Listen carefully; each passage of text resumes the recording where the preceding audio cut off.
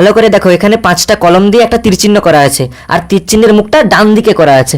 তোমাকে এখান থেকে যে কোনো 3টা পেন সরিয়ে তীর চিহ্নের মুখটা বাম দিকে করতে হবে, মানে এই দিকে যে মুখ আছে এইটা বাম দিকে করতে হবে, মাত্র 3টা পেন সরিয়ে। আর যদি তুমি করে দেখাতে পারো তাহলে তোমাকে একদম 200 টাকা দিয়ে দেবো, আর যদি হেরে যাও তাহলে 1 টাকাও পাবেনি। এটা কোনো ব্যাপারই নয়, আমি করে দেবো এক্ষুনি। আর না যদি পারি তোকে আমি 500 টাকা দেবো। ও 500 টাকা দিবে? আচ্ছা ঠিক আছে, তাহলে করে দেখাও, দেখবো কত পারো। দেখবো। আচ্ছা আমিও 200 টাকা রাখলাম।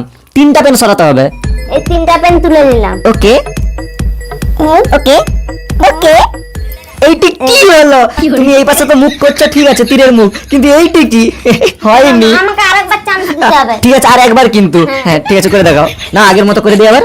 দেখো তীরের মুখ এইদিকে আছে, এইদিকে করে দেখাতে হবে। সেকেন্ড বার কিন্তু, এটা লাস্ট বার, করে দেখাও চলো। ঠিক আছে 1 2 3 ওকে ওকে ওকে।